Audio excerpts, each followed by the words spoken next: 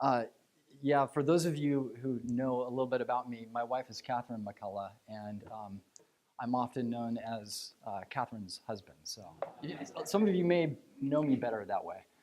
Um, this is interesting. This is an interesting opportunity. You know, have you guys ever been in a room of people and you're having a really fascinating conversation, or everybody's having a very fascinating conversation, and you want to say something really bad, right? You want to speak your opinion really bad, but you can't get your words in because everybody wants to talk, right? Well, here I have this opportunity where I'm actually up here and I get the opportunity to talk, and you guys have to listen to me. I love this. But I wanted to say that this is a small group, obviously, and I think it would be really great, like as I'm talking, I would love for this to be more of a conversation. So please feel free to just shout out. You don't need to raise your hand, just shout it out. I think that'd be kind of fun. It's interesting because my grandmother used to say that, with that said about how we always want to talk, she used to say that it's better to keep your mouth shut and let people think you're full than to open your mouth and prove it. And so I'm taking a risk here a little bit by proving to you all, but I'm going to do my best. And I do have some interesting things, I think, to share. I think some fascinating ideas and thoughts. And with that, I just want to open with one of my favorite quotes. It's so simple, but gardens are for people, right? I mean, the thing is, and especially today, everybody's trying to design for sustainability and a longer life to the planet. Very important, but ultimately, gardens are for people and the health of the planet, so they kind of go hand in hand. So I've always been told that you need to start off with an outline to a presentation. And so I'm going to keep it really simple. What I want to do is just kind of talk a little bit about some thoughts that I'd like for you guys to consider. I'm going to talk a little bit about landscape architecture because I think landscape architecture as a profession is somewhat misunderstood. Oh, thank you. And then I'm going to talk a little bit about myself. So some thoughts to consider. And this is sort of my own thought, but the beauty of nature is in its imperfection. And if I want to say there's one thing that I think this whole conversation could be built around, it's that idea. And the reason is because I think, and this is my opinion, but there's a problem with society today, and that's our pursuit for perfection. This is a quote that sort of, I think, puts it very well. Some beautiful things are more dazzling when they are still imperfect than when they have been too perfectly crafted. I think there's a lot of truth to that. So let me talk a little bit about perfection to start with. Perfection is, it's unattainable, it's fleeting, it's, in my opinion, the source of many of the bigger problems that we have in society today. Like I said, it's a relentless pursuit. It destroys health. It causes wars. It breaks up marriages. It breaks up society. It's the destruction of soul, spirit, and life. I think it's part of the problem with what we're having today, and that's the breakup of the natural processes that we see in the natural cycle of life. Perfection is monotony, repetition. It's overplanned neighborhoods. It's sterile. It's hospital-like environments. It's fascism. It's communism, and it's rules. And it's funny because a friend of mine said to me, and you guys may know Howard Blackson, he said, you know, throw something out there that you've been thinking about and see what people have to say. So again, I'm throwing something out here that I sort of believe in. I would love to hear the counterpoints to them because there's always a counterpoint to every opinion and thought. But again, this is perfection. Is that? No, that's not perfection. Okay, well. Just because it's regular and repetitious doesn't mean it's perfect. You're right. You're right. I couldn't agree more with you. I could not agree more with you. And I think, to that point, perfection and imperfection are a matter of subjectivity, right? But I think that society has come to believe that that perfection is a good thing. Okay, it led, in my opinion, to the Nazi Party. The Nazis believed that other people were more unperfect than they were, and so these people should be cleaned from the planet. Probably one of the biggest travesties of our time. That's one example of a pursuit for perfection. Hitler was a master perfectionist. It leads to communities like Irvine, and I'm sorry if you live in Irvine. I know it's a beautiful community, but frankly, I lived there for a little while, and while it is very beautiful, and I don't want to despair the community of Irvine or Orange County, but it's soulless, it's lifeless. There's nothing. I lived there for about a year, and it almost drove me mad. This is Seaside in Florida, and Mike's going to hate me for this one as a new urbanist. But, I mean, look at this. That's perfection in some people's minds. And, it's funny because I think, and Mike, maybe you can collaborate this. Ben Arcia told me that he studied under Andres Duany in Florida. He's one of the founders of New Urbanism, and he said that what he was hoping for the most is that Seaside would over time get old and people would get tired of it, and that the less wealthy would move in and it would turn into slums and it would get dirty and ugly, and then someday it would get popular again. Is that not exactly what happened to North Park? Is a good example of that. It's everywhere, right? So it leads to the Stepford Wives. Maybe that's not a bad thing. I don't know. No, I'm kidding. It leads to communities like Brasilia. I spent about a week in Brasilia, and Brasilia, it's unbelievable. They built a city. And one of my favorite landscape architects, Roberto Burle Marx from Rio, the guy that designed the Copacabana, he was one of the master craftsmen of Brasilia. But I'll tell you what, it's miserable, it's lifeless, it's soulless. It's a terrible place. It's dystopia. It leads to braces. Do we really want braces? I mean, I had braces when I was a kid, so my teeth are pretty straight now. But, it's funny, I have a friend, he's got a big gap between his teeth, and he says he's kind of, at one point he told me he was a little self-conscious about it. I said, but look at you. You look a little different. Look at me. My teeth are fine. I'm just an average white dude. Who gives a crap, right? So, and ultimately, I'm telling you, it leads to death. I'm telling you. Everything does. But I think perfection, in the pursuit of perfection, it leads to heart disease. It leads to stress. It leads to all these problems that we have in society. It's just not a good thing, I'm telling you. It's a train wreck. It's a plane crash. By the way, I was just in Philadelphia, and this is next to the convention center there. What a great piece of art, right? I mean, it's just fantastic. Unless you're on the plane. Yeah, unless you're on the plane. Thank you. Imperfection. So let me talk a little bit about imperfection then. Imperfection is Rio. How many of you been to Rio? Oh my gosh. If you guys have not been, go. It's incredible. And it's the perfect, it's the most magnificent blending of mankind and natural environments that you've ever seen in your life.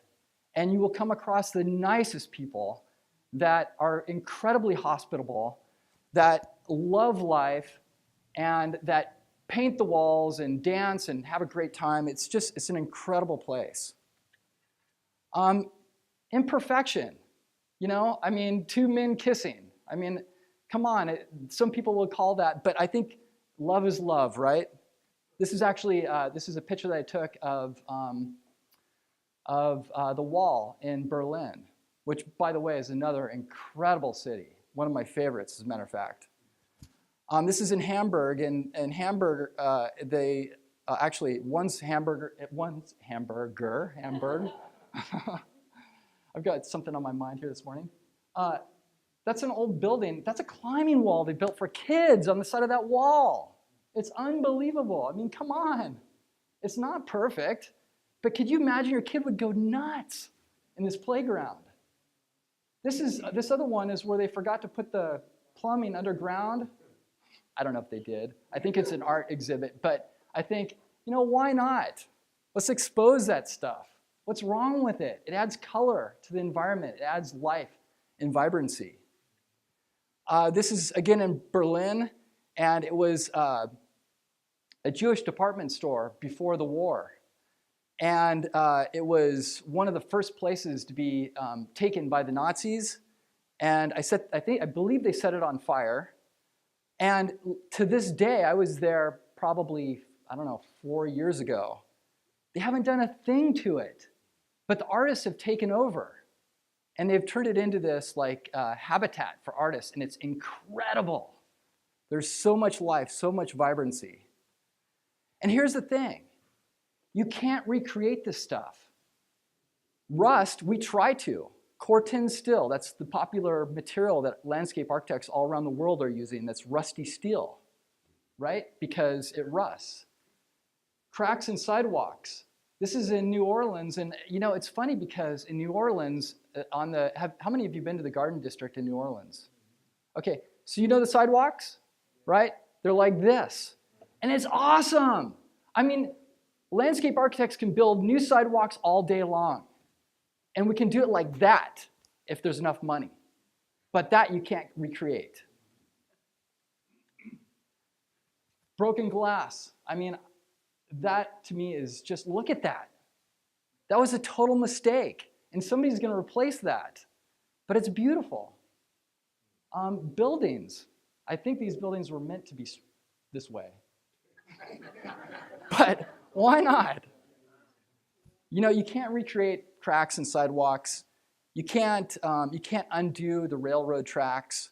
You can't create mistakes that happen that are beautiful mistakes like this. This is in Philadelphia again, where the tree is growing right out of the logs in the harbor. This can't be recreated, but it really is beautiful. This is where life happens, in my opinion. It can't be created. It has to happen spontaneously and by chance. It takes time for it to occur. Architects all over the world are planting plants on buildings, and it's costing a lot of money, and it's a lot of maintenance. Well, I hate to break it to those who are doing that. I mean, it's a great idea, but it happens naturally if you let it. Things happen. Nature takes over. Natural processes happen. And this came from a book by a well-known writer from I believe, the 1800s, G.K. Chesterton, and this, I think, sums it up. About this and this, he cried, about order and anarchy, there is precious order. There is your precious order, that lean iron lamp, ugly and barren. And there is anarchy, rich, living, reproducing itself. There is anarchy, splendid and green and gold. He's talking about a lamp that some designer spent a lot of time designing and planning, and then he's talking about a tree. So I think that pretty well sums it up. All over China, I just got back from Shanghai, and they're demolishing the old neighborhoods. There are some people that are trying very hard to protect these old neighborhoods because they're incredible. They're absolutely incredible. Again, this stuff can't be reproduced. Imperfection created rock and roll and jazz. I hate to break it to you, but had white people and black people not been able to come together as one society, rock and roll would have never happened. A lot of people say it was imperfect and it was wrong and there was a lot of bad things that happened because of it. but look at all the great things that have happened because of it as well. So let me give you some comparisons. This is Coronado versus Hamburg again. Which one do you think your kids would want to skateboard in more? By the way, the number one most well-known skate park in the world is the one that's underneath the bridge that a bunch of skaters built themselves off of Washington in the 5 freeway. If you look in the Skater magazine, it somewhat has a world-renowned reputation. This is an alleyway in Irvine. This is an alleyway in Chicago. And I would argue that, again, this is very subjective. So I understand a lot of you may be going, well, I kind of like the one in Irvine. And that's fine. I mean, again, it's very subjective. But look at the life. People actually use the alleys in Chicago. I mean, people, not trash trucks. I mean, I guess you could argue there's people in trash trucks. But people actually use the alleys. I would argue that graffiti is a good thing. I mean, I don't think there's anything that adds color to an environment more than a little bit of paint. Yet we spend all this time trying to cover it up. And there's good reasons for it too, I know that. I'm a realist in that. Perfection is sometimes important, obviously. I'm not saying it isn't. But I would also say that maybe the fact that this bridge wasn't perfect and it collapsed was a good thing. Because look at that damn thing in the middle of that incredible community, right? I mean, so designers and architects, we love shiny objects. This I got from Frank Walden. Mike Stepner will appreciate that. And they love shiny objects. They love new. They love shiny. And I do too. I'm not going to lie to you. I was just, again, in Shanghai. I was in Tokyo. And just looking at all the new architecture, it was phenomenal. It was incredible. But I think we need to be careful. This is an old neighborhood on the right in Shanghai. And look at the vibrancy. This is an old neighborhood which I fear they're going to tear down in Shanghai on the left. And the one on the right, it just so happened that they hired an American architect, which is kind of funny. And they came in, they said, hey, we want you to build something new, big, and shiny in this neighborhood that we have here. And he got there and he said, wait a minute, hold on. You guys, seriously, you want to tear this down? And it looked probably like the picture on the left.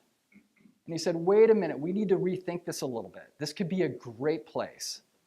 And there's now things like, I mean, I hate to say it, but Starbucks and Haagen-Dazs and all these places within this neighborhood. So let me bring it home a little bit. Modernism. Does everybody here love modernism? No? Not necessarily? Okay, because I remember when I was a kid, modernism was hated. People hated it. They wanted it gone. I happen to be a big fan of modernism, and so I'm glad that a lot of it is still left, that we didn't tear it all down. This is a Bob Mosier building on San Diego State campus that was torn down for the new student union building. Frankly, a travesty. Bob Mosier is that right? Bob Mosier, right? Yeah, Bob Mosier. Now, I understand why. It was too small. It probably didn't have, it didn't provide for access to all people, right? Accessibility, had accessibility issues, maybe structural issues. So there's probably very good reasons why it had to come down, but it's very sad that it did. And I fear...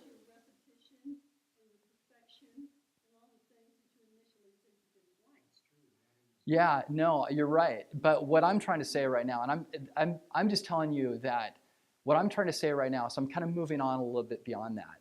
And so there's some things that, as I mentioned, I want to talk about that I think are very important to San Diego right now.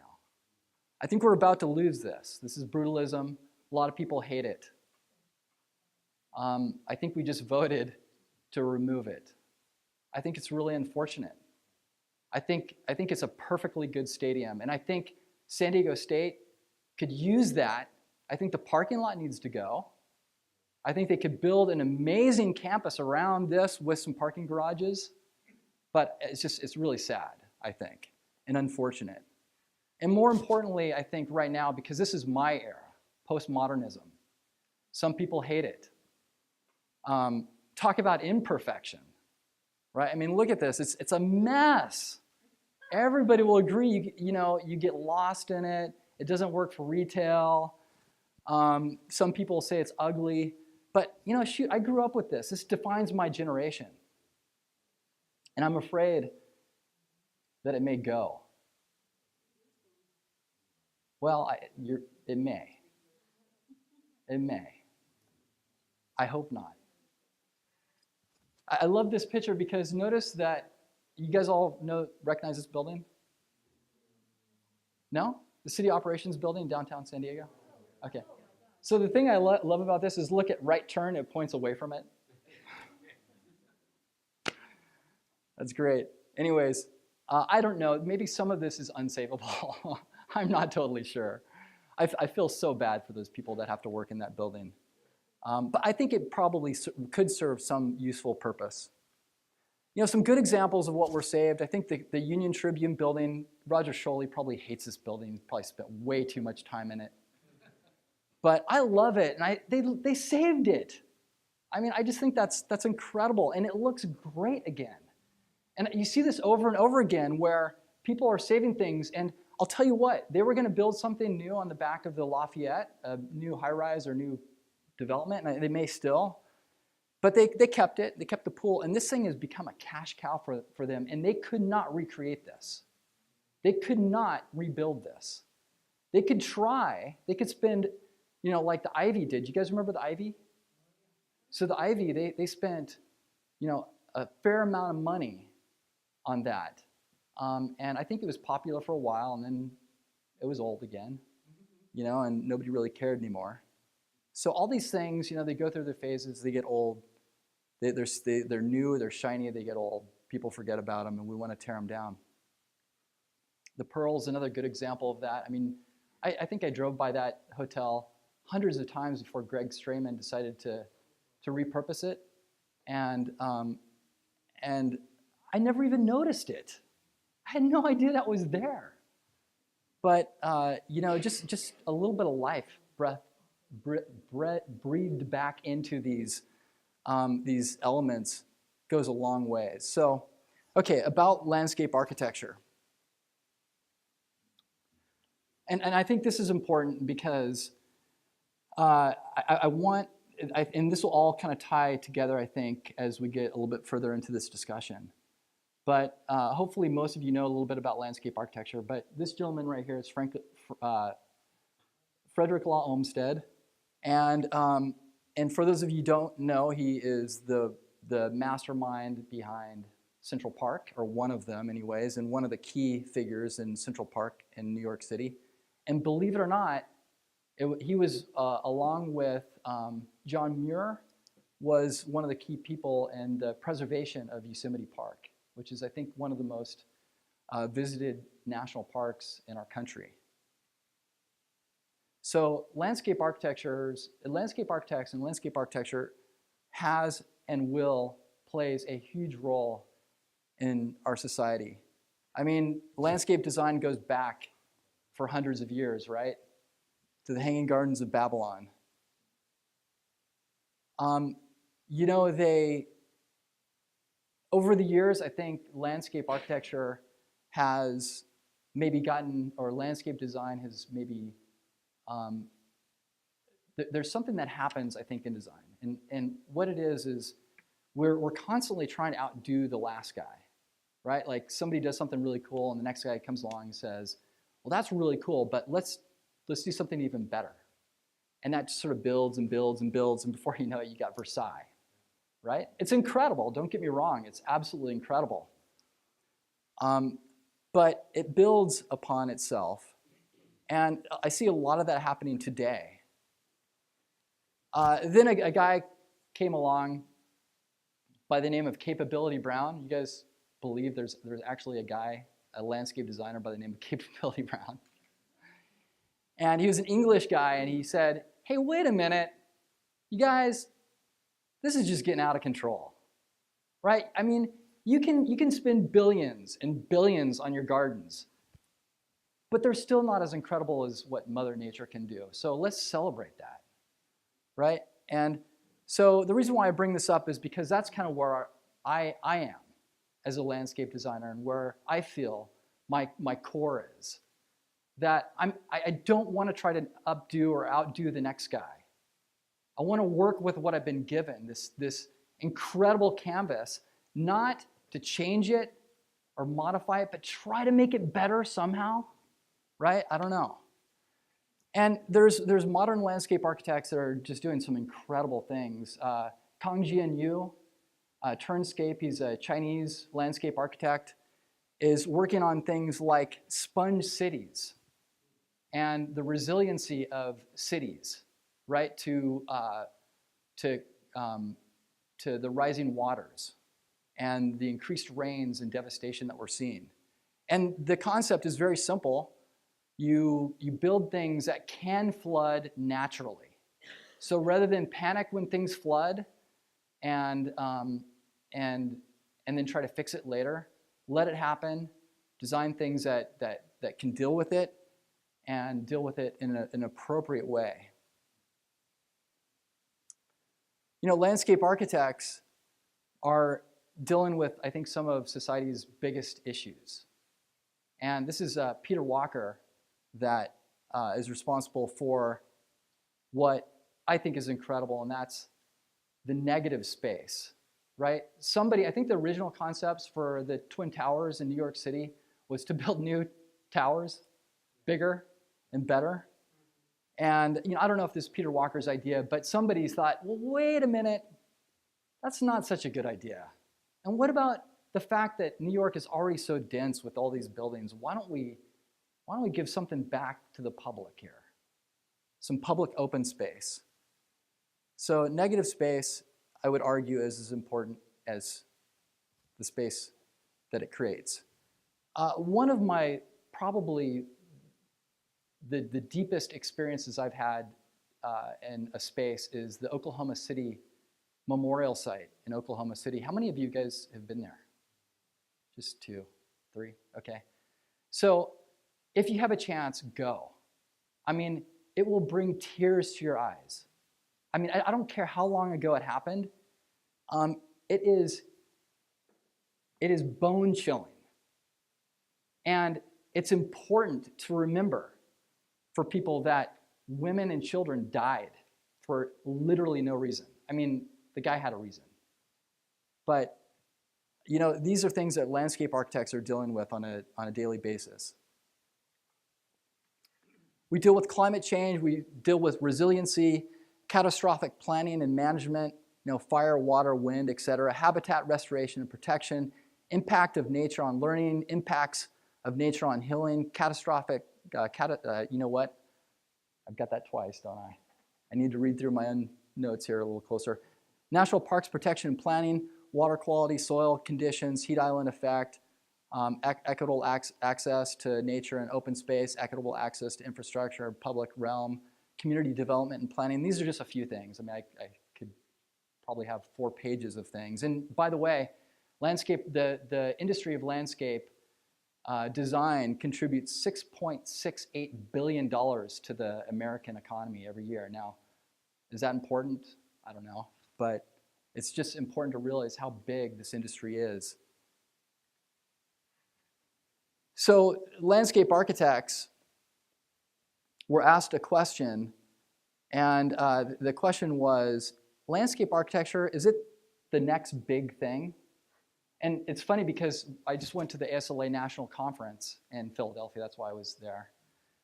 And there's kind of a running joke in the community that we all feel that we're the answer to the world's problems, and we need to be realistic, right, about what impact we actually have. And somebody said the next big thing in landscape architecture is realizing we shouldn't be looking for the next big thing, but should be paying attention to the little things. And I think that's very true. And I think that should be true for everybody and everything that we do, not just landscape architects. So let me tell you a little bit about me. And so now you know some of my thoughts, some of the things I believe in, and a little bit about the profession. I think that, it's all in the details. It's all in the details. It's, the way that wind blows through the grass, or the way that dew collects on leaves, or the way that light comes through the leaves and creates different effects. It's the dappled shade and the movement in the shade. It's the movement of the flames in a fire or water. It's the way the wildlife moves around and uses our environment. I think the thing here is that it's constantly moving. It's constantly evolving. That, to me, is what is just so incredible. Again, the way the light shines through the foliage. I think, and now we're kind of getting into some of my own personal work, it's composition. The way we compose things. And I'm a big believer in that nothing should ever feel composed. Like, I believe that if a space feels like it was designed by a landscape architect, then we have failed miserably. I think that, and frankly, it happens over and over and over again, and I'm even guilty of it, honestly. I try not to be, but sometimes it happens. This is a project where we planted a bunch of grasses that happen to be kind of have like golden stems. This is called Muhlenbergia or deer grass. And then the developer said, well, what do we do about this big backflow? We said, well, let's paint it gold. So it's the details. This gentleman said that he wanted a bonsai garden, and this is sort of looking out of one of the main windows in his house. And I said, well, that's kind of cool, but what if we actually turned it into like a fish tank? So it looks like an aquarium.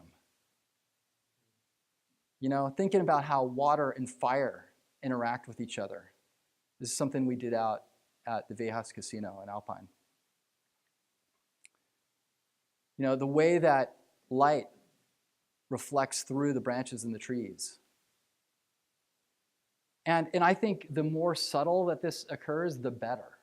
So again, the goal is, in my mind, is that people, they walk through the environment and they feel good. They love the way the environment feels. They feel good about it, they love it, but they have no idea why. And preferably, they have no idea somebody actually thought about that stuff. Like, I think if I can, these are the things that I need to think about. You guys, the rest of the world doesn't have to and shouldn't have to. But if we think about these little things, all these little things that affect us emotionally and create sort of a passionate response to the environment that we're in, then I think we're successful. And especially if they don't realize that we did it intentionally. Again, the way sunlight refracts through objects, the play of materials. This is the rock that you see here, and it's funny, little things like this. I love, and I know nobody really cares, but the way the rock and the bark mulch and the concrete and the glass just kind of work together as sort of this composition, to me is a beautiful thing. So let me get into a little bit of things that we've been working on, and I'm going to kind of blow it up into some dreams that we've had and we would love to see maybe happen someday, but chances are they may never. And we're okay with that, but we like to dream big and think about the possibilities. Not with the expectations, but just maybe a little bit of hope. And PB, as you can see here, we worked on this project where if you know this part of the boardwalk, it gets very narrow. And the city spent a capital improvements campaign to improve about down to where that blue dot is. And it's fairly nice. It's wide. But then about from there down to the other far end there, it becomes very narrow and it's very congested. And so working with a very good architect that I have a lot of respect for, his name is Matt Winter, and an environmentalist and just another incredible designer, Kristen Victor, and just a community activist guy by the name of Chris Olson. We decided, hey, let's come up with an idea of how we can improve this area because it's so important to this community. So this is Grand, right here. And then at the very far end there, I think it's Pacific Beach Drive, is that right? Yeah. PB Drive. And then there's Mission Boulevard, and then the ocean. And so, I mean, if you know Mission Boulevard in that area, it's miserable. It's just terrible. And so well, it's busy, you're right, but it could use improvement, right? I mean, the problem is, have you ever tried to cross that street without being at an intersection and waiting for the light, which most people don't? It's tough. That's true, yeah. Thank you. But, see, I love this, and that's what I want. I mean, you guys, seriously. Yeah, well, true. So we had this idea to improve it, and ironically, what happened was this led to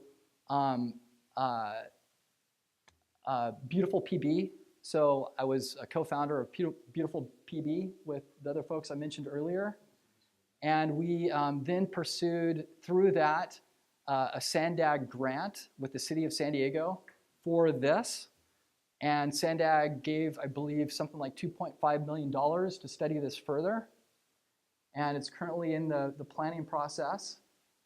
It needs to be done desperately.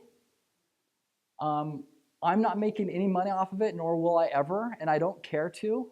But I think it really needs to happen for this community. I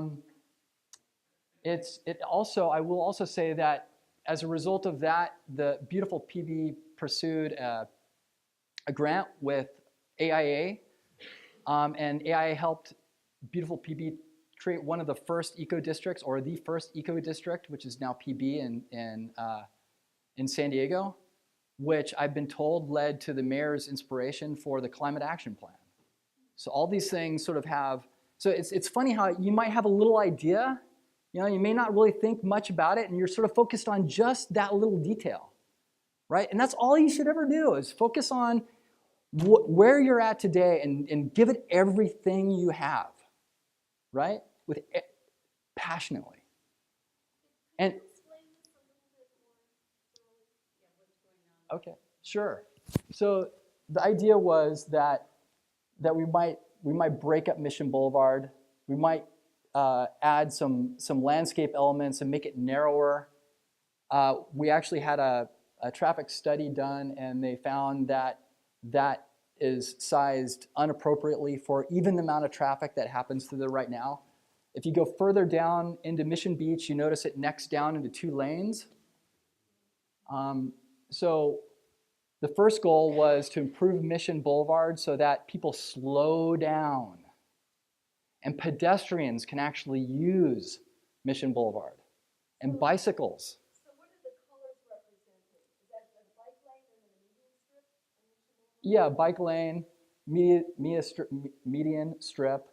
On the other side, we're talking about doing like to pick up some extra parking, to do diagonal parking, to do bulb outs on the corners so that the connection between the west or the east side and the west side become closer and easier to navigate as a pedestrian. And then what we're talking about with each one of these streets, right now they're basically parking lots. Parking's important, we realize that, but we felt if we put the parking diagonally out on Mission Boulevard, then we could get rid of a lot, or maybe some of the parking on Thomas, Reed, Pacific Beach Drive, and Grand, and turn these more into like drop-off zones. And then the entire second half from the alley down would become park, so that your experience, I mean, I know it's funny because some people are saying, oh, wait a minute, does that mean if I want to go surfing, I need to stop there and walk all the way out there? And I'm like, yeah, man, but you're going to walk through a park, you know? So anyways, yeah, but here's the thing. We worked with the Business Improvement District, and the businesses loved it. Everybody, and this never happens, never happens. I think it's because at the time we were not working with the city, and nobody likes the city for some reason. I'm not really sure. But we were a community-based organization that just decided to take this on. And we worked with the owners of the cottages, which is this piece right here. Beach cottages, we worked with, beach cottages. We worked with the owners of, there's several owners in here. Mission Hotel, I mean, you know, the Promenade, we worked with all these people, and they loved the idea. They absolutely loved the idea. Yes, parking was a big concern, but we promised them that we're a net, no net loss, exactly, in parking. We're just reappropriating parking. And yes, you have to park and walk a little bit further, right? But that's okay, right? I mean, come on. We're all adults now. I mean, if you have a surfboard, I know, I've done it before, and you have to walk out there with your surfboard and walk a little further. But the other thing that we talked about was, you know, maybe the alleyway, you know, turning that alleyway into, a lot of people use alleys now as sort of thoroughfares along Mission Beach. And so what you'll see in alleys, especially in Mission Beach, is you'll see a ton of bikers biking up and down the alleys because on a busy day, the boardwalks is too busy.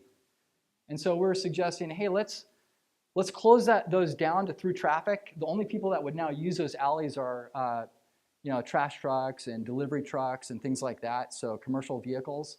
And then let's improve it and turn it into a pedestrian use. Were the electric scooters in use when you were looking at that? No, but it's funny that you say that because the city is working with a consultant team right now on this plan, and we brought that up in the last meeting to them. We said, hey, have you guys looked into this whole scooter issue? And this is like literally maybe a month ago, and the city's like, seriously? Well, yeah, you're gonna need to look into this. This has to be part of your plan, right? It has to be. So it is definitely something that people are looking at. And so we kind of dreamt up very quick, again, some ideas of how this might sort of transpire. And then I worked many years ago with a very good friend and also a very talented architects, Paulie De Bartolo and Ivan Riminek on, this is again us having fun. You know, and let me just say, this is a new stadium in downtown for the Chargers. And so it was funny because at the time, you know, Mike Stepner is a very good friend of mine, and I have deep, deep respect for Mike Stepner. But Mike Stepner really was opposed to a Charger stadium downtown. And when they came to me about this, I sat there and I go, oh, but Mike Stepner, if he knows I'm involved, oh, he's gonna hate me. And I think he does. But anyways, but we thought, okay, here's the thing though. That was a giant parking lot. And my argument was, and it still is, that if you don't do something with that parking lot, nothing will ever happen. It'll always be a giant parking lot, which it will. Mark my words. It's gonna be a giant parking lot until the end of time. Well, I hope you're right. I really do. So that was sort of my argument. And you know, it was a fun exercise because we were dreaming big. And this is JMI's parcel right here. They've got a couple of high-rises there now. And we're like, hey, let's go ahead. They hadn't built yet, and they just left it a big parking lot. We're like, hey, let's turn their giant parcel into a park. And anyways, so I'm pretty sure the JMI guys don't like me either. But that's all right. It never happened. I'm sure they're over it by now. So, I mean, wouldn't it be better? I mean, come on. I mean, yeah, a stadium, a lot of people are against it, but I told the guys, look, if you're gonna do a stadium down there, we gotta surround the thing with a really cool park.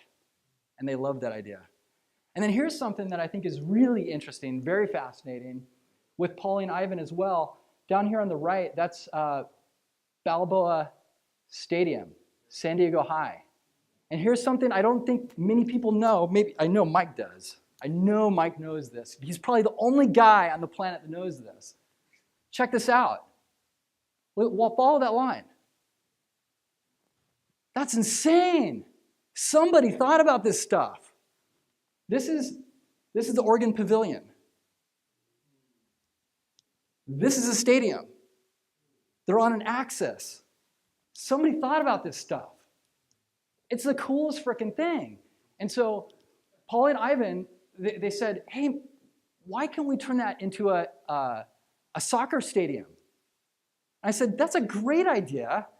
And as a matter of fact, my wife and I are working on the whole site modernization for San Diego High right now. And this is years ago. We're talking about, doing a cover over the top of the freeway and, creating this reconnection to the park and all this cool stuff. The Chargers used to play there, the Beatles, and I think even like Elvis or somebody played there maybe. I don't know. I mean, this is a big deal back in the day. Why couldn't we rebuild that thing and celebrate it and make it part of the park the way it should have been, and it was. And then we worked with, again, a very good friend and colleague, Frank Walden, who probably, one of the designers in San Diego that I admire the most, frankly. He's just an incredible guy and a visionary, frankly.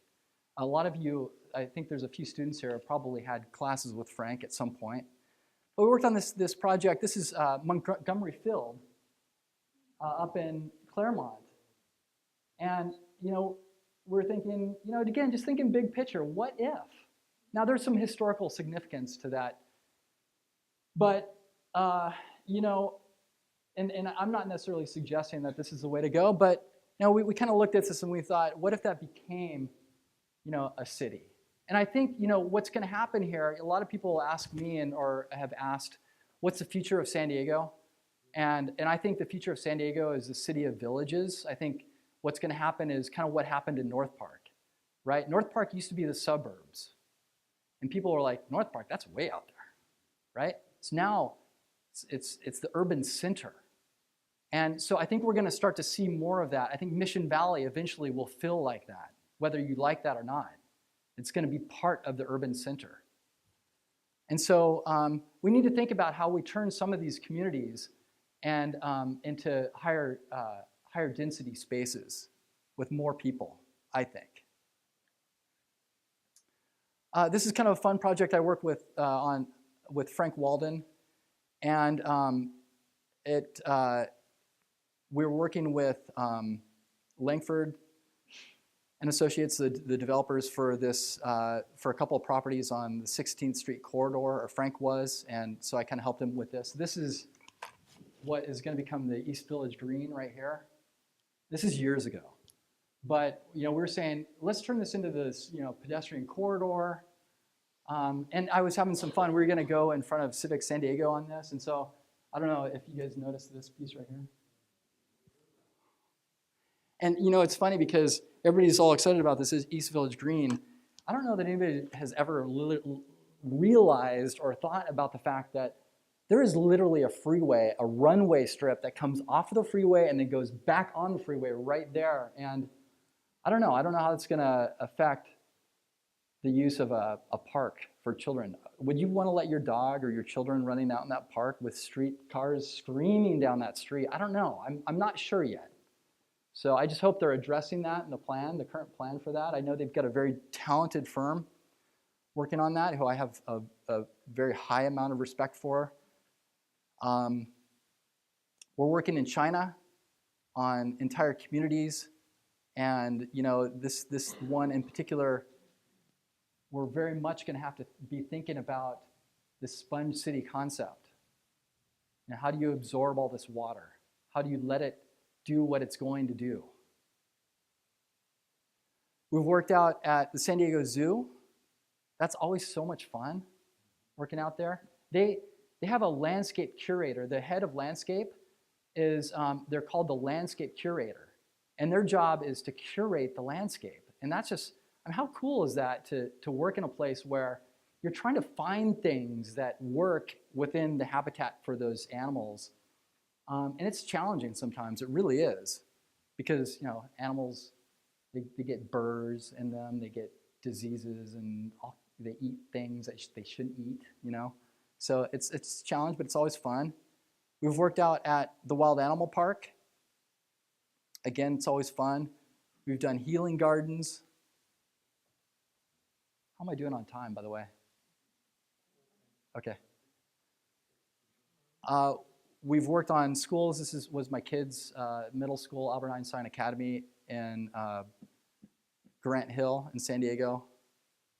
I love working on my kids' schools. It's so much fun. I worked on this one. Now I'm working on San Diego High, and both my kids go to San Diego High, and they're always telling me, "Dad, trust me, you have to, do this," and it's a great experience.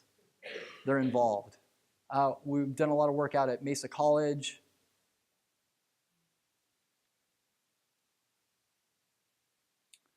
We're currently the campus landscape architecture firm for San Diego State University, and that's been an incredible experience. I mean, there's just some really talented people that work out there, and it's just a great group of people to work with. We're always trying to bring nature back into these environments that maybe were a little devoid of nature. And I think, it's little details, like I mentioned. I mean, the plant in the upper right there, that's just, it's called Cercis, or Eastern Red Bud, but I just love the way the light shines through the leaves and the way different rocks and plants kind of work together.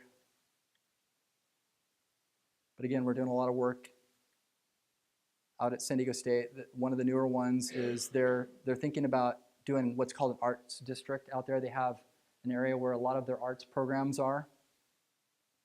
And incidentally, this building right here is, I believe, a Bob Mosher building, Dean Powell Theater. Mike, is that correct? Anyways, it's a modernist building that's really quite incredible. They, it doesn't fit, it doesn't work, doesn't meet the capacity, but they want to keep it. So I think there's sort of a little bit of a change of a heart out there, and I think that's exciting. I had the honor many years ago to work on the Henry Hester building, which I think personally is hands down my favorite piece of architecture in San Diego. It's just incredible. The thing about it was that it had become overgrown, and the current owners didn't really care about it. The green had faded, and now it's condos. But at least there's ownership there. The people love where they live, and these units go for a lot of money. We're doing work in North Park and Uptown, Vancouver, downtown, Little Italy, Chula Vista, again, North Park. We're working on a lot of corporate campuses, which I really like to do because they always seem to have way too much money to spend. So it's a lot of fun. And, a little bit over the top and maybe a little garish, but, I think it's an opportunity to have fun for us.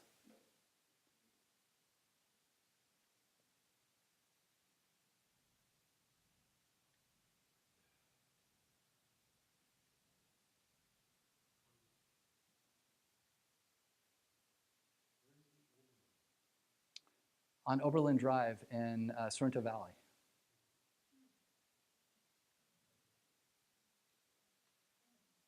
This is an interesting concept that Alexandria came up with. They're a real estate REIT, which is basically a real estate investment firm. And this is up in the biotech campus up in Torrey Pines. And,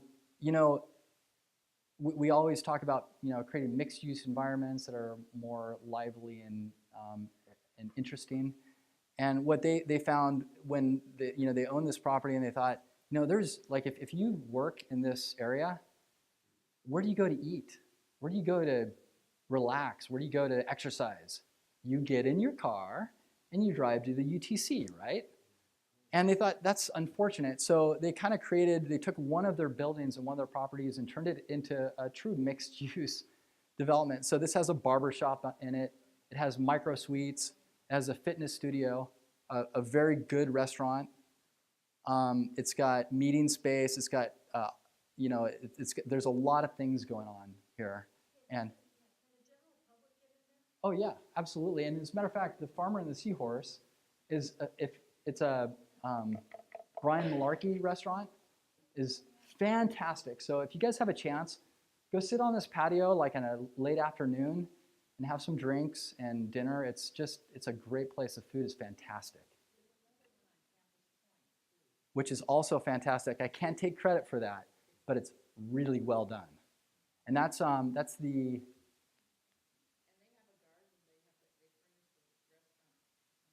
from their organic garden. You're right.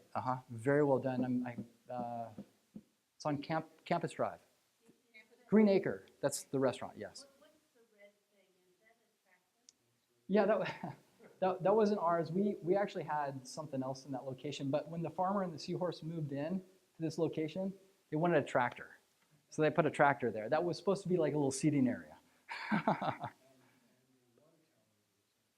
And the water tower was their addition as well.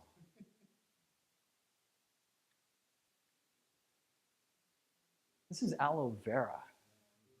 That's such a great plant. You guys, I mean, this stuff is just bulletproof, and it just, when it flowers, it is spectacular. Again, we do a lot of corporate properties.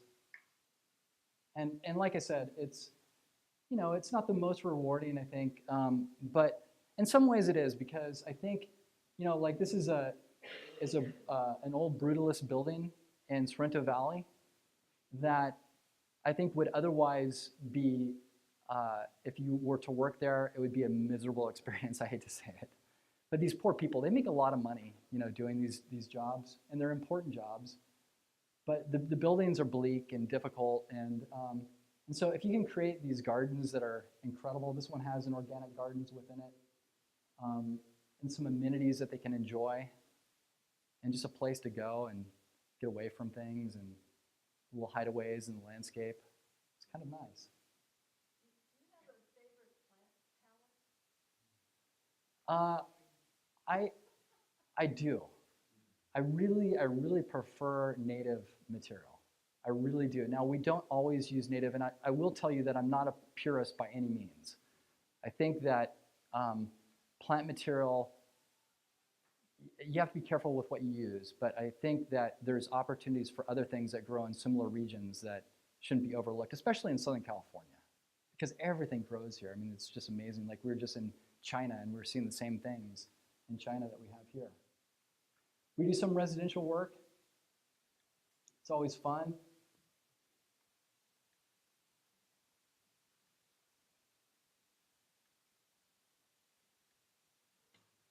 Residential is always fun because you're working with people that are really passionate and really believe in what they're about to do, their gardens, right? I mean, we all know how important that is to us.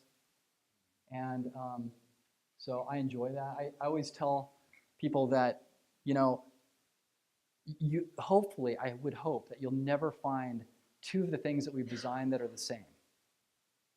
I hope not. I mean, sometimes it happens, we get lazy or whatever, but I have an incredible office of incredibly talented people, and I like for every one of them to own what they're doing, and really to be working for our clients and be thinking about the context that they're in.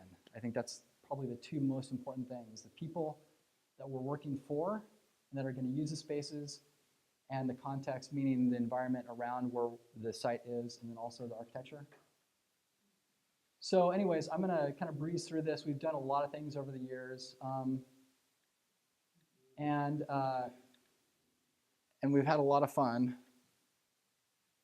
We have a small office in downtown. This is kind of an old picture. But I wanted to leave you with a couple of just last thoughts here, and then I would love to just hear from you guys, and if you have any questions or anything, then I would love to hear what you have to say. But so my final thoughts here are: live simply. I think that's, everybody kind of says that, but I believe that. I believe that's really important. I think we, as a society, especially Americans, and especially after traveling to South America and Asia and Europe, have come to realize that we live our lives way, way too complicated. I mean, it's completely out of control, frankly. I like to tell people, I'd like to tell my kids, remember, this may not be the right thing to tell your kids, but you're not special. Everybody in this world thinks they're special, right? I'm not special. And I don't think, someday you're going to die and quickly you'll be forgotten about. And I'm speaking to myself when I say that. So I just want to say, I think there's sort of a tendency, especially among millennials, to think that, they're going to change the world. And maybe they will. Some of them will. But I don't think you should expect that. I think you should be humble about where you're at. Like I said, put everything that you have into the details of the things that you have control over. Focus on those. Focus on the detail. But be okay when they're not perfect. Okay, that's really important. Remember, sidewalks crack. Skaters and the homeless will use our public open spaces. Plants die. Somebody out there will inevitably hate what you're doing. And it doesn't matter how great you think it is, somebody's going to hate it. And just remember that the world is a better place than it has ever been. And I know a lot of you, everybody doesn't believe that today. People are so negative about where we're at today. But if you disagree or you don't understand what I'm saying, then there's a famous economist. His name is I think it's Steve. It might be Steven Pinkerton. Read Steven Pinkerton. What he does is he's done analytical studies on where we're at today versus where we're at 50 years or 100 years ago or 200 years ago. And it is uncanny. We live better. And actually, he has even studies that show there's literally less catastrophes today than there's been. So, I'm not downplaying the importance of climate change and some of the issues that we have to face here as a society. I think they're great, and we definitely shouldn't ignore them, and we should participate to work on things in a better way. But I think we need to do that with appreciation of what we have and where we're at, because it will, and it has never been this good. And hopefully it's just going to get better and better. I believe that. I'm definitely an optimist, and people that know me will say, "Oh, geez, McCullough." But anyway, so with that said, that's those are my points, and I'd love if anybody has any questions. Yeah. I volunteer at the Quill Garden for 10 days in Santa Paula every week, and I think it's starting to look a little tired in certain places. And the transitions from one garden phase to the next are very challenging. I wondered if you had ever considered helping them horticulture, like they're not simply going to extend. I would love to. I've been to Quail Botanical Gardens, and I love it. I think it's a great environment. I haven't been there in probably 5 years, so I don't know what the current state. It hasn't changed. Yeah, but I think it's really great. I remember several years ago. I mean, the thing they do is they sort of celebrate when certain things happen, like certain things bloom and stuff like that. So there's some really great things happening there. I'd be happy to give you my card and donate my time to something. So I love doing that kind of stuff. Yeah, absolutely. Yeah. How do you know when a project's finished? When you've done enough and you haven't done too much? Yeah. Well, and I would even argue that that's not even necessarily the time when it's finished, because a lot of times they want to stop paying you way before the project is done. Yeah, that's very true. And well, one thing I will say about that is, there definitely is a time when I need to walk away from something. It's very difficult to do. Like I still drive by things that I've worked on that I have a lot of, a lot of just love for, and it's hard because I see them doing things certain ways, and I go, oh, I wish they were doing it this way, and then I have to remind myself, but that's great that they're not, right? Because I think that gardens, the process, it's like the cycle of life. It never ends, right? And so, once I hand it off to the next guy, they're going to kind of do their own thing with it. It may not be what I agree with, but I think that's, some of the best spaces on the planet are created over time through the hands of thousands of people. Rome. Look at Rome. I mean, look at London. Look at these old cities that just, I mean, there's no way you could build that. You couldn't create that today. It had to happen over, hundreds of years. How do you get to, or I should say, what street do you turn off for the Torrey Pines campus of Alexandria? So it's North Torrey Pines Road? Yes, and yeah, and as a matter of fact, if you know where the Torrey Pines Lodge is, that's another way. If you go too far and you hit the turn for the Torrey Pines Lodge, take a right, there's an off-ramp. And that'll take you right down to the back of the building, which is actually the entrance to the restaurant. Yeah. Yeah, Roger.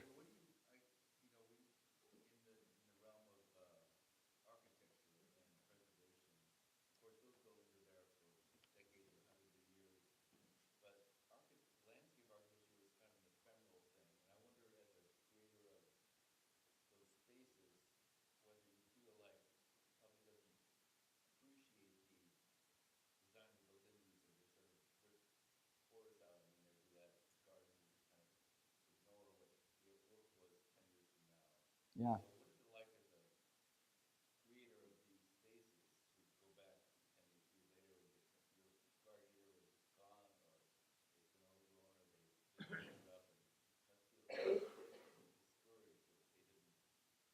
Yeah, I mean, definitely. And actually, I just heard Peter Walker speak. He's a very famous landscape architect, probably one of the more famous landscape architects of our time. He's still alive. And he was saying that he's struggling with most of his parks are now going through redevelopment. He was the one responsible for Children's Park in downtown, and a lot of people really don't like that park. But that's what's happening. But I think that's a really tough one, and I wish that we had more of a long-term foresight for what these spaces could be, because like Andres Duwani had mentioned, sometimes it takes years. Yeah, those bright, shiny things are someday not gonna be bright and shiny, not gonna be young and new. And, they, they'll go through a phase, but if we can get through that phase as a society, I think we'll appreciate them even more someday. And even things, I think, to some degree that are poorly done, I think, the city operations building, I believe that there's got to be something that they could do with that. There was a building up in Bankers Hill. It was do you guys remember the old, it was the blood bank building? Yeah. So that was a brutalist building, and I looked at that 1,000 times just thinking, that thing is so ugly. And then a developer came through and they turned it into condos, and it's beautiful. I mean, literally you clean up that old concrete, power wash it, add a few new glass, and it looks really cool. I mean, it looks great. It's one of my favorite buildings in Uptown right now. So we just need to be able to make it through that phase, that awkward phase. That's where Horton Plaza is right now, I think. And that's one that I feel somewhat passionately about is, how do we get people through that so someday they're going to look back and it'll be this treasured thing that'll happen. Anyways, I think this is my note here, and my time's up. Oh, yeah, sure, I'm sorry. How many of the projects you worked on are accessible to the public so we can visit them if we wanted to have a little more time to enjoy your work? And is there something that you would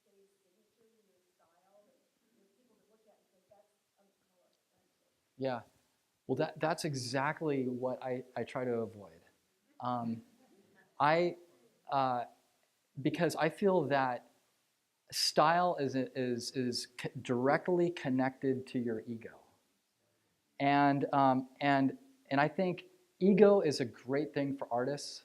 It's a great thing for photographers. It's a great thing for musicians. You know, ego is great, but for landscape architects and I think even architects who are dealing with space for people, that if there is ego involved in your design decisions, then we've made a big mistake.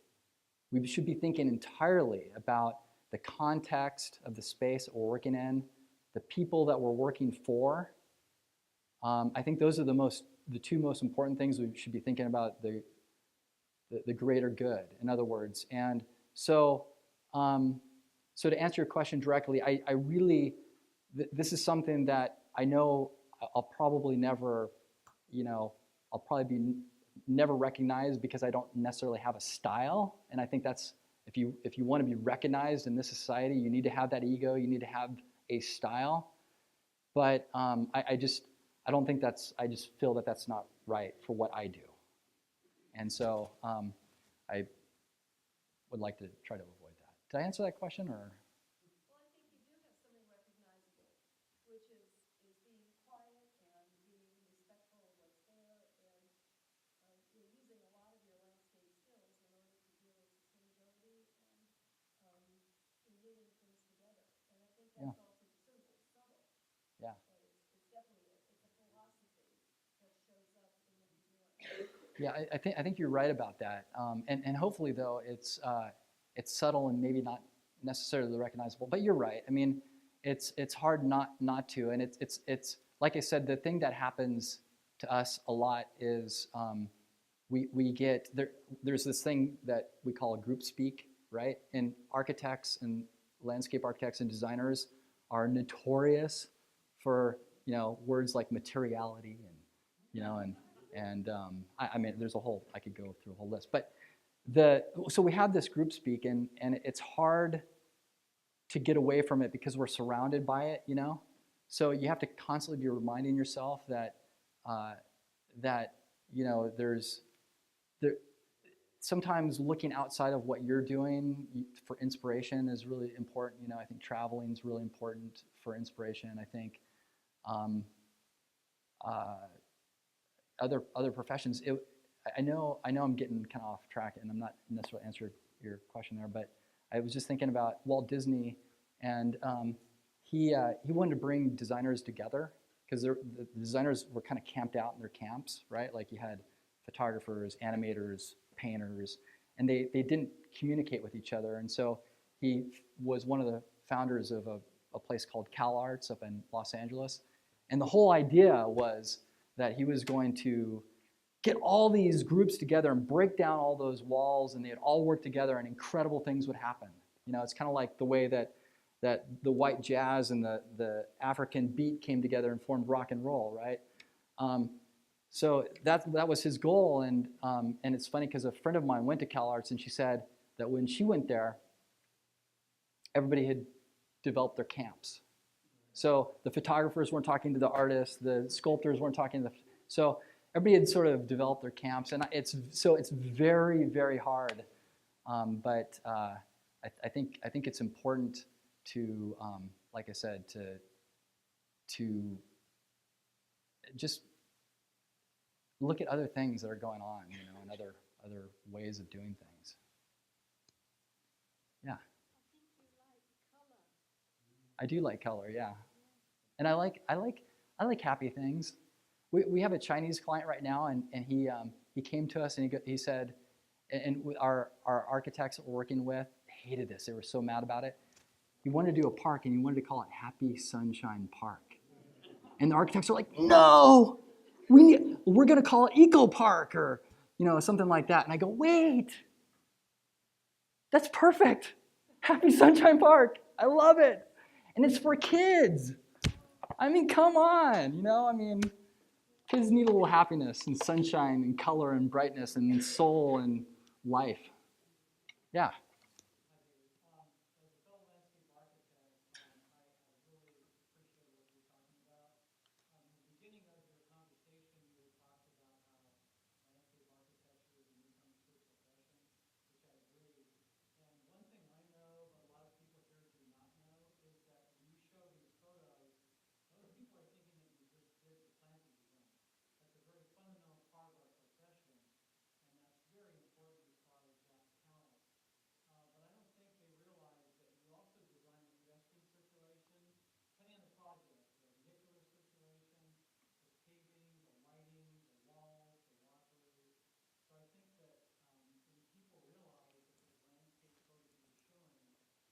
it's involved in every aspect of that, anything outside, anything exterior.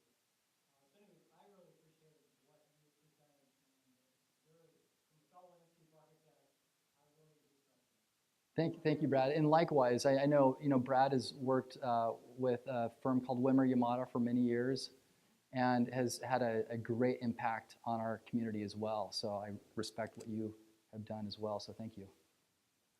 Yeah.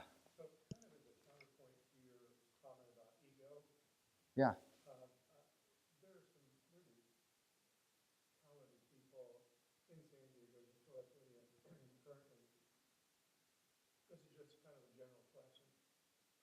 I would like to be able to follow your work, whether it's you or Glenn Schmidt or Rob Quigley, Jonathan Siegel, all those guys, I mean, really talented people, Frank Waldman and so forth. Mhm. Do you, is there something in San Diego where you creators have a walking tour? Here's your work of, here's your book of work. Yeah. Well, I would think context might be a good example of that, right, Carol? Context? I'm sorry, open house. Open house. So, Yeah. so I was just going to mention that to you, that might be an idea. If you have just selected a few really talented people, and just say you have three of them, and here's their body of work locally. I'll just throw Yeah. that as an idea for open house. It's a good idea. I think that's, Well, let me just interject here that I'm working with the Architectural Foundation on a interactive map of orchids and onions and AIA awards and that sort of thing. And sooner or later, we'll have a augmented reality app you can go to if you're a visitor and click on something, and it up pops the information on the sites. And plus a map that online, you can be able to see all the dots and kind of use it as a tourist guide to San Diego design. So it wouldn't That'd be just be great. buildings, also Yeah. be things like you're saying. So it'd be tied to the great stuff that we do in San Diego, and I think that would be exactly what you're talking about. Well, right, and so getting back to your ego, or trying to minimize ego, as you said, you put a lot of thought, you and your team have put a lot of thought. It's like artwork, but it's also pragmatic, so we gardeners might appreciate some of the solutions you've come up with. Now, the thing is Yeah. that landscape architects are kind of the quiet people in the design world. You don't see their big egos written on a big plaque someplace, and you say, well, who designed this? In fact, you wonder, Balboa Park, who designed Balboa Park? And you have to delve into history Yeah. to see who True. gives credit to people. So I don't think landscape architects take as much credit as they should to be the homesteads of San Diego, for example. So you guys shouldn't just hide your ego. You should celebrate. well, thank you. Yeah. So thank you very much. All right. Thank you. Thank you.